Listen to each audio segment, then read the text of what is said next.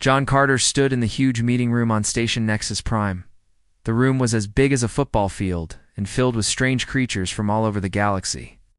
Some looked like walking crystals, others like giant slugs, and some were just machines that hummed when they talked. John had been coming to this place for 15 years, trying to speak for all humans in the galaxy. Today felt different.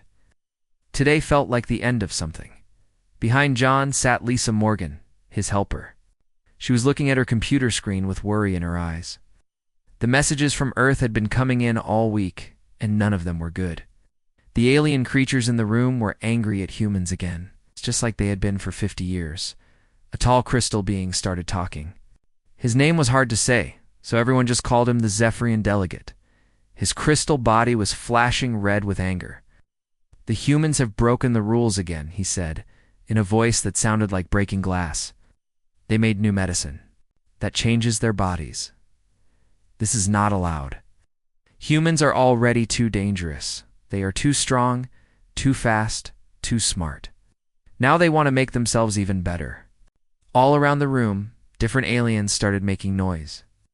Some were clicking, some were buzzing, and some were making sounds that hurt John's ears. They were all agreeing that humans were bad. A slug-like creature sent thoughts into everyone's minds. The thoughts felt slimy and full of hate. Humans are violent. They cannot be trusted. They must be stopped. Even the robot creatures were making disapproving sounds. These machines were very old and usually stayed quiet, but today they were humming with anger. John had heard all this before. For 50 years, humans had been the bad guys in this meeting room. Every time humans made something new, the aliens got scared. Every time humans tried to help sick people or explore new places, the aliens said it was dangerous. "We cured a brain disease," John said calmly. "Old people won't forget things anymore." "How is that a weapon?" The crystal being flashed brighter. "Your people are already 3 times faster than most of us. Your bodies can fight off poisons that would kill us in minutes. And now, you want to keep your brains young forever. When will it stop?" Another alien spoke up. This one wore a breathing mask and sounded like a snake. "Where does it end? You humans keep getting stronger and stronger. Soon you will be too powerful for anyone to stop." John looked around the room. He had spent 15 years in this place, trying to make friends with these creatures. He had followed their rules, accepted their limits, and listened to their complaints. But it was never enough. It would always be afraid of humans. The votes started. It was quick, like always. The aliens voted to punish humans again. No more trade with human worlds. No more letting humans build new colonies.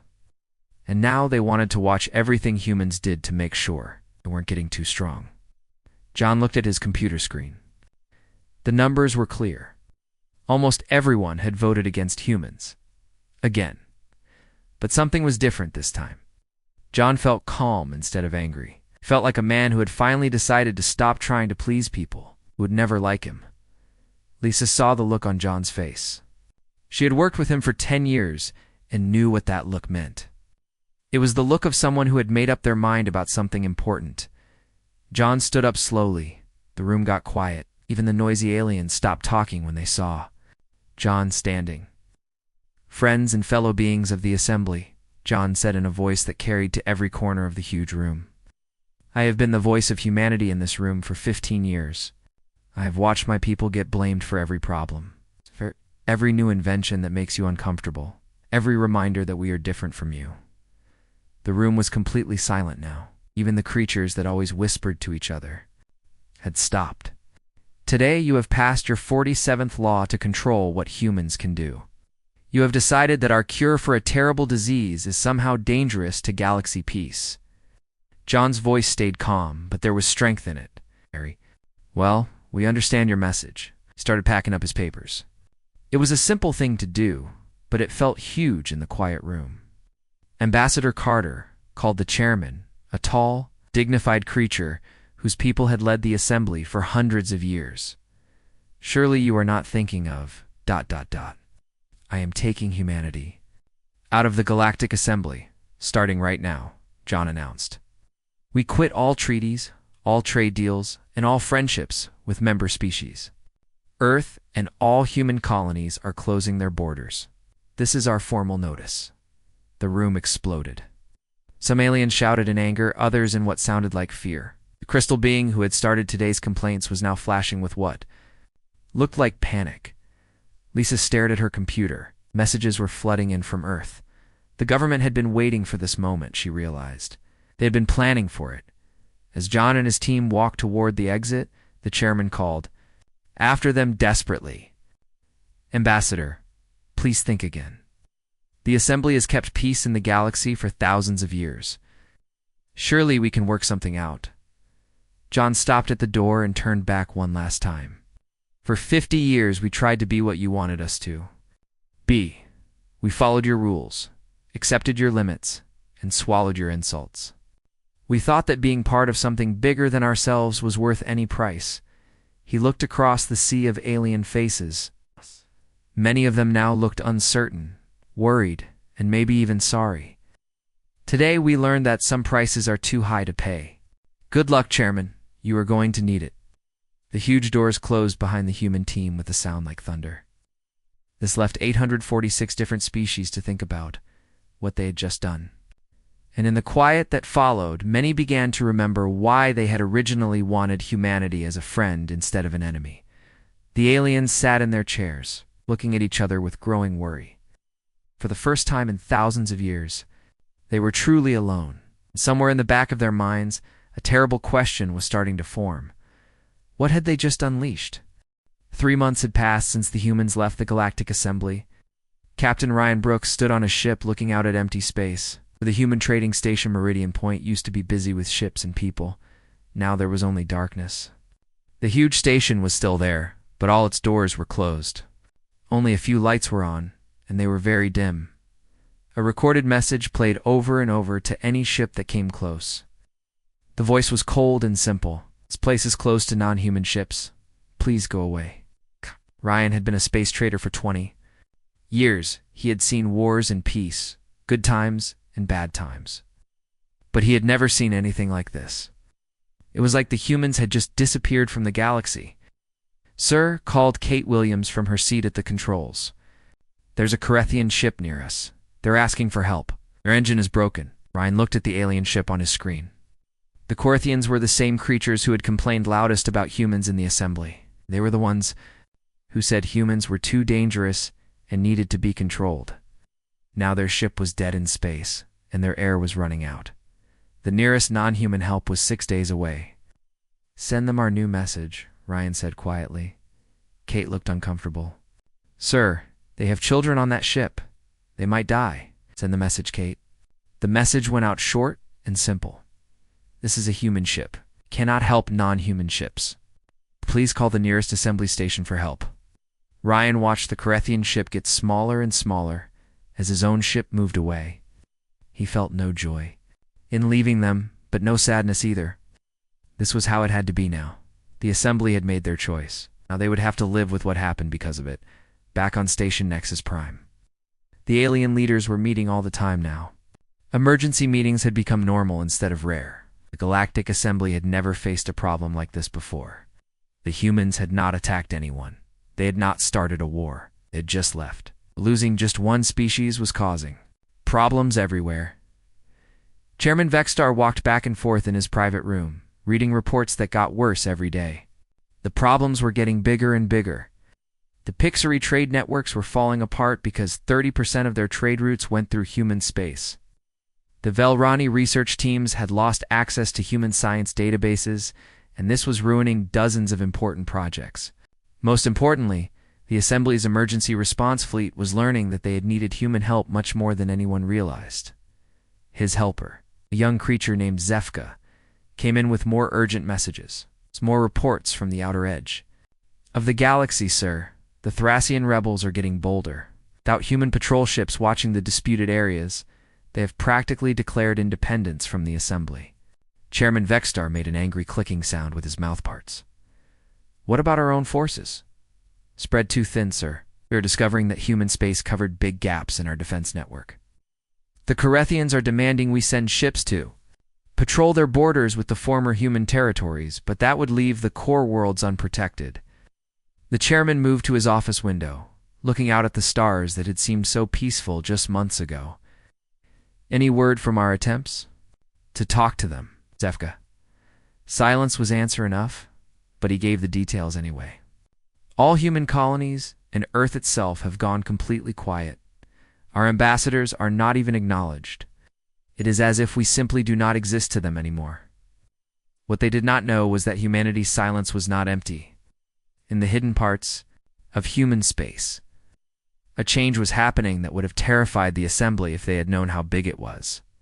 Admiral Helen Martinez stood in the command center of the newly built ship Endeavor. It was humanity's first purely military vessel in over 200 years. Around her, banks of screens showed the placement of the human defense fleet. These were ships that had been designed and built in secret over the past 3 years, waiting for the day when humanity would finally be free to act without assembly rules. "Give me a status report," she commanded. Commander Paul Henderson, her chief officer, looked at his tablet. "All colonies have confirmed their defensive positions.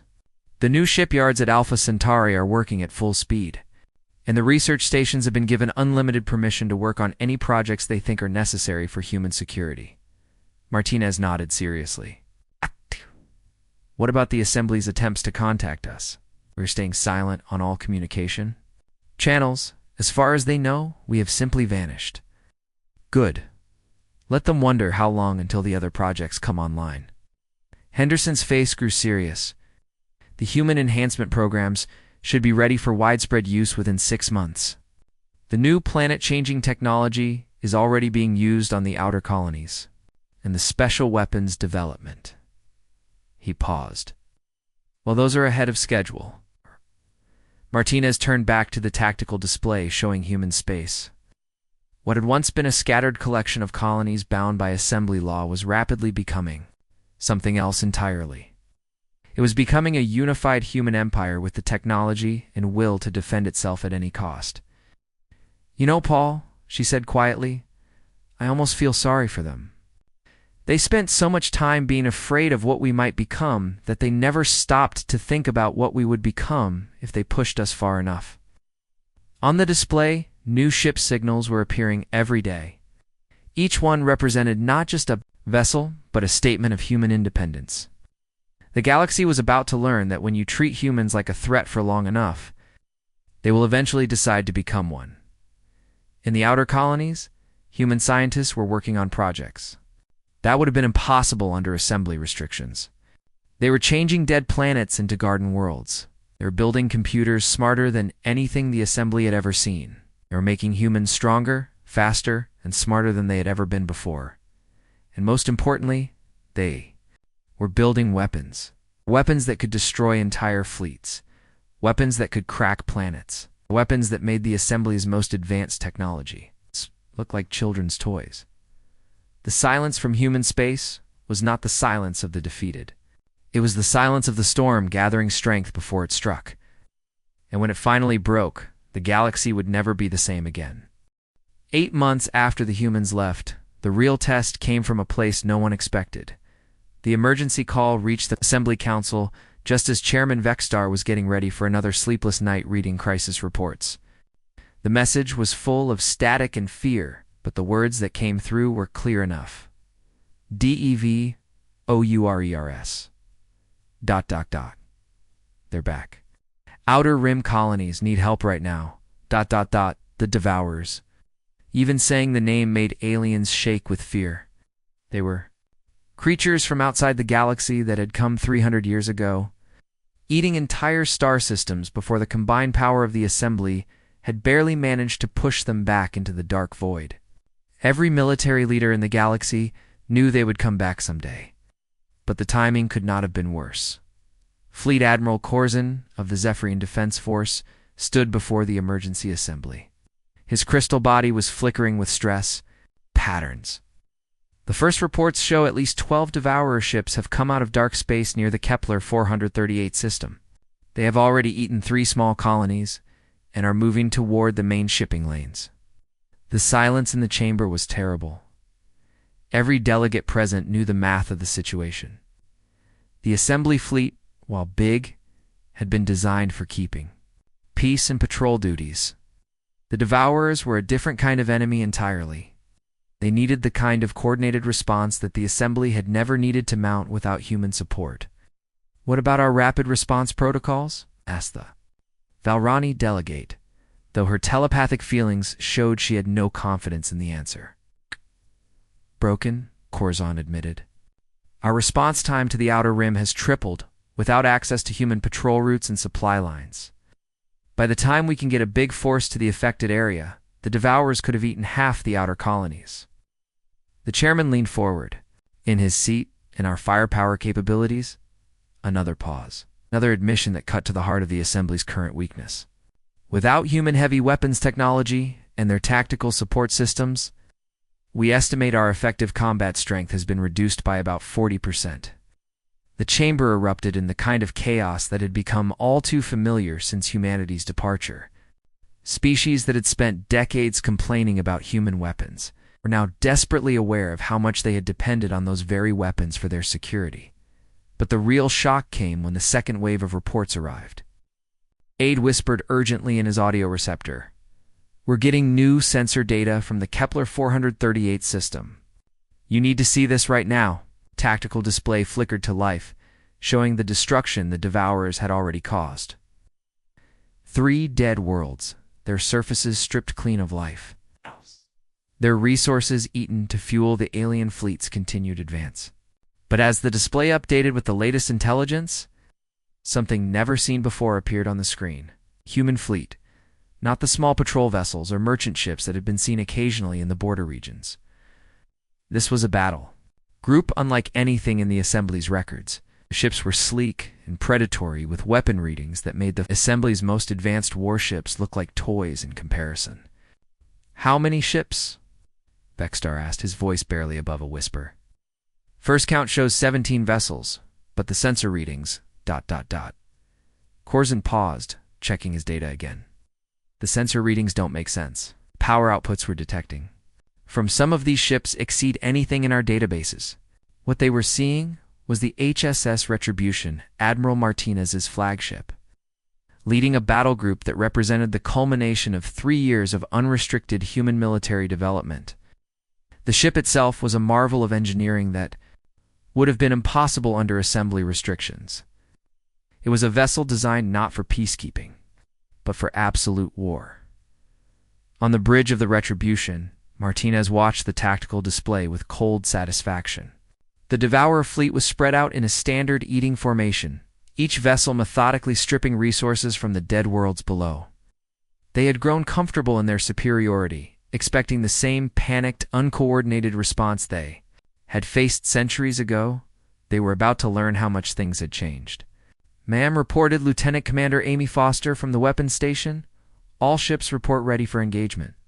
The new plasmalant systems are charged and targeting solutions are locked." Martinez nodded, signaled the fleet. "Exact protocol. 7. What happened next lasted exactly 4 minutes and 37 seconds. And it changed the balance of power in the galaxy forever. The human ships moved with a precision that seemed almost supernatural. Their formation flowed like liquid mercury as they engaged the Devourer fleet. The aliens' energy shields, defenses that had previously required sustained bombardment from entire assembly fleets to breach, collapsed under the focused fire of weapons that seemed to bend the laws of physics themselves. But it was not just the technology that was revolutionary. It was the tactics. The humans fought with a coordinated ruthlessness that was utterly alien to the Assembly's understanding of warfare. They did not just defeat the Devourers. They systematically dismantled them, target by target, until nothing remained but expanding clouds of superheated plasma. The battle was monitored by Assembly sensors across 3 star systems. Every military leader in the galaxy watched in stunned silence as humanity demonstrated capabilities that made their previous restrictions seem not just insulting, but laughably inadequate. When the fighting was over, Admiral Martinez opened a communication channel that reached every assembly facility within 50 light-years. "This is Admiral Martinez of the Human Defense Force." Her voice carried the weight of absolute authority. The Devourer incursion has been eliminated. Consider this a demonstration of humanity's commitment to protecting our interests and those of our allies. The pause that followed was pregnant with implications. The Galactic Assembly is no longer in a position to protect the Outer Rim from threats of this magnitude. Any species or colony that wishes to discuss mutual defense agreements with humanity is welcome to open diplomatic channels through the appropriate human authorities. The transmission ended, leaving the Assembly to contemplate a new and terrifying reality. Humanity had not just left their organization, they had evolved beyond it, and now they were offering protection to anyone wise enough to accept it. Their exodus began within hours. Species that had voted to restrict humanity were now begging to join them. 2 years after humanity left the Galactic Assembly, the great organization was dying. The exodus had started slowly. Few small species asked for temporary defense deals with humanity. Then the Carethians, desperate for protection after a second Devourer probe appeared near their home system, formally asked to join the newly formed Human Cooperative Defense Network. The Pixari followed within weeks, bringing their huge trade networks under human protection. Now, standing in the nearly empty chamber of Station Nexus Prime, Chairman Vexstar faced the bitter truth of what the Assembly had accomplished with their decades of restrictions and fears. Of the original 847 member species, fewer than 200 remained. The rest had either joined humanity's growing coalition or declared complete neutrality, unwilling to remain part of an organization that could no longer guarantee their security. The latest reports, sir, his aide Zefka announced, though there was little enthusiasm in his voice anymore. The young creature had aged years in the past months. Watching the slow collapse of everything he had believed in, Vexstar accepted the datapad with resignation. How many this time? 47 more. Species have formally requested transfer to the Human Cooperative. The Thracians have offered to help with the transitions, and the Velrani Research Consortium has announced they're moving their main facilities to human space. The chairman's mouthparts clicked in what might have been bitter amusement. Velrani. They were among the first to support the genetic modification restrictions. Yes, sir. Her statement said that access to unrestricted human research facilities was more important than their previous concerns about human enhancement programs. What the statement had not mentioned was what the Velrani had discovered about those enhancement programs. The truth would have been even more terrifying to the remaining Assembly members than the military demonstrations they had already witnessed on the human colony world of New Geneva. Dr. Susan Parker stood in her laboratory, reviewing the latest enhancement protocols with a mixture of pride and determination. The restrictions that had once limited human genetic research to healing applications only were now just an unpleasant memory. Their place was a comprehensive program designed to unlock humanity's full potential. The latest generation of neural enhancement candidates are showing remarkable progress. She reported to the holographic image of Admiral Martinez. Reaction times improved by 400%, pattern recognition capabilities that exceed our most advanced computer systems, and thinking speeds that are frankly unprecedented. Martinez nodded approvingly. Any negative side effects? None that we can detect. The enhancements seem to be integrating seamlessly with natural human body functions. It is as if we were designed for this level of optimization all along. The physical modifications? Dr. Parker's expression grew more serious. The muscular density improvements are progressing ahead of schedule. The latest test subjects are showing strength levels that would have been considered impossible under normal human parameters. Combined with the bone reinforcement treatments and the immune system upgrades, we are looking at humans who are essentially immune to most known toxins and capable of surviving in environments that would kill baseline. Humans within minutes. How long until we can begin widespread implementation? It could start immediately, but I recommend we wait until the psychological conditioning protocols are perfected. These enhancements come with significant responsibility. We need to ensure that enhanced humans remain committed to human values and objectives. Martinez understood the implications. No, they were not just creating better humans. We're creating a new subspecies entirely. One that would be as far beyond baseline humanity as humans were beyond their earliest ancestors. The irony was not lost on her. The assembly had spent decades fearing what humanity might become if left unrestricted. Now they were about to discover that their fears had not been nearly ambitious enough, but the enhancement programs were only part of humanity's transformation. The real revolution was taking place in the realm of technology and industry. On the industrial world of New Prometheus, entire continents had been converted into automated manufacturing complexes. Without assembly restrictions on computer development, human scientists had created artificial intelligences that made the assembly's most advanced systems look primitive by comparison. These computer entities were not just tools, they were partners in humanity's expansion, designing and building technologies that pushed the boundaries of what was considered possible.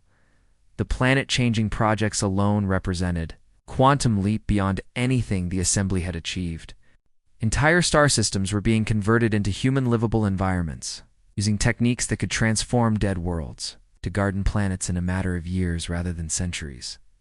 And at the heart of it all was a philosophy that the assembly had never understood, the belief that there were no limits to what humanity could achieve. If they refused to accept limitations imposed by others, the final blow to the assembly's credibility came when the surviving Devourer scouts returned to their home outside the galaxy and reported what they had found. The message, intercepted by human intelligence networks and shared with the remaining assembly members, was brief and terrifying. The prey species has evolved. Recommend extreme caution. The humans are no longer what they were. When that intelligence reached the assembly chambers, the last holdout species began to reconsider their positions. The realization that humanity had become powerful enough to make their enemies afraid was a wake-up call that decades of diplomatic restrictions had failed to provide. Chairman Vexstar found himself facing a choice that would have been unthinkable just years before. Humble himself before the species his organization had spent decades trying to control, or watch the Galactic Assembly collapse entirely. The communication request to Earth was the most difficult message he had ever composed. But as he looked around the empty chamber that had once been the center of galactic civilization, he knew there was no alternative. This is Chairman Vexstar of the Galactic Assembly, requesting an audience with the human cooperative leadership. We wish to discuss terms for reconciliation. The response, when it came 3 days later, was polite but firm. The Human Cooperative Council will consider the Assembly's request. Please submit a formal proposal outlining what the Assembly is prepared to offer in exchange for renewed diplomatic relations. For the first time in galactic history, humanity was in a position to dictate terms to the rest of the galaxy. And everyone involved knew that those terms would be very different from the restrictions and limitations that had driven humanity away in the first place. The great civilization that had ruled the galaxy for millennia was now begging for mercy from the species they had once tried to control. 5 years after humanity left the Galactic Assembly, Ambassador John Carter stood once again in the great chamber of Station Nexus Prime, but this time was not begging for humanity's rights before hostile judges. He was accepting the formal surrender of the organization that had once tried to control his species. The ceremony was attended by representatives from 623 species. This was more than had ever gathered in the Assembly's history. But unlike the old Assembly, this gathering was voluntary. Every species present had chosen to join the human cooperative, drawn by the promise of protection, prosperity, and technological advancement that only humanity could now provide. Chairman Vexstar approached the podium with visible difficulty. The once proud leader had aged dramatically in the past years. His crystal shell was dull with stress and defeat. When he spoke, his voice carried the weight of absolute surrender. 5 years ago, this assembly made a decision that we believed was in the best interests of galactic civilization. We sought to limit humanity's development out of fear that your species would become a threat to the established order. The chamber was silent. Even the normally chattering Pixary representatives sat in respectful attention. We were wrong. Not about humanity's potential for power, but about what that power would mean for the galaxy. We feared that unrestricted human development would lead to tyranny and oppression. Instead, We have witnessed the birth of a new age of prosperity and security that surpasses anything the Assembly achieved in 3,000 years of existence. Carter listened without emotion. Words were necessary, but they could not undo the decades of humiliation and restriction that humanity had endured. More importantly, they could not change the fundamental reality of what humanity had become. Therefore, Vextar continued, by unanimous vote of the remaining Assembly members, we formally dissolve the Galactic Assembly and transfer all authority, resources, and responsibilities to the Human Cooperative Council. We do this not in defeat, but in recognition that the galaxy needs leadership that can match the challenges of our time. The formal documents were signed with ceremony befitting the end of one era and the beginning of another. But the real significance of the moment lay not in the legal transfer of power, but in what it represented about the transformation of galactic civilization itself. After the ceremony, Carter found himself in the station's observation deck, looking out at a view that had changed dramatically since his last visit. The space around Nexus Prime, once filled with the diverse vessels of hundreds of species, now hummed with the purposeful activity of the human cooperative fleet. Sleek warships patrolled the perimeter, while massive construction vessels worked to expand the station's capabilities. But the most remarkable sight was the new arrivals. A steady stream of colony ships carrying human settlers to worlds that had been closed to them for decades. The galaxy that had once sought to contain humanity was now actively recruiting human colonies, offering their best worlds in exchange for protection and partnership. Quite a view, commented a familiar voice. Carter turned to see Admiral Martinez, approaching her uniform now bearing the insignia of Supreme Commander of Cooperative Forces. Different from what I remembered, Carter agreed, though I have to admit, I never imagined it would end this way when I walked out of that chamber 5 years ago. Martinez joined him at the viewport. Did you know? When you made that speech, did you know what humanity was capable of becoming? Carter considered the question carefully. I knew we were capable of more than they were allowing us to achieve. But this, ... He gestured at the bustling space around them. This exceeds my wildest expectations. The enhancement programs are showing remarkable results, Martinez continued. The first generation of enhanced humans are already taking leadership positions throughout the cooperative. Their capabilities are making possible achievements that would have been pure fantasy just a few years ago. And the other species? How are they adapting to human leadership? Better than expected. The Carethians have actually requested access 2 human enhancement technologies for their own people.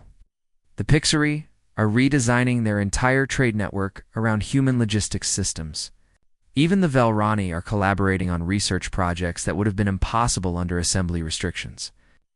Carter nodded, though something in his expression suggested mixed feelings about humanity's rapid rise to power. Something troubling. You, Ambassador? When I was arguing for human rights in the Assembly, I believed we just wanted to be accepted as equals. Now we are not just equal. We are superior to every other species in the galaxy. The question is, what do we do with that superiority? Martinez was quiet for a moment, watching a human dreadnought glide past the viewport with predatory grace.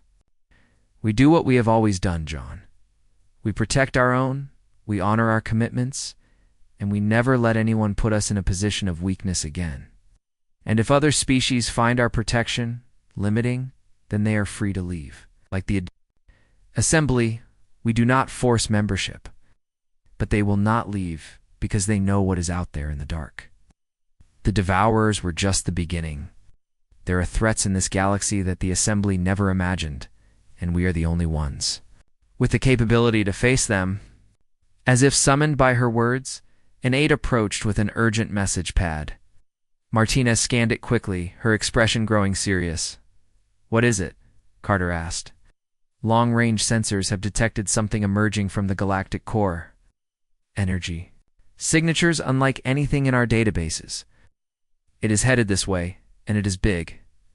Carter felt a familiar chill. How big?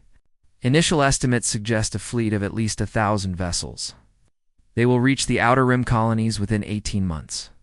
For a moment, the two humans stood in contemplative silence, watching the peaceful scene outside the viewport, and knowing it would soon be tested by forces beyond the Assembly's nightmares. "You know what this means?" Martina said finally. Carter nodded grimly. "It means the galaxy is about to learn why it needed us to become what we are. The Assembly spent decades trying to keep humanity contained. Now they are going to discover that an uncontained humanity is the only thing standing between civilization and the dark." As they watched, more human ships began arriving at the station. Not the peaceful merchants and diplomats of the old days, but the sleek warships of a species that had finally accepted its destiny as the galaxy's protectors and, when necessary, its conquerors. The day humans withdrew from the Galactic Assembly had indeed been the day the universe learned fear, but it had also been the day the universe gained the only defenders capable of facing what was coming from the stars.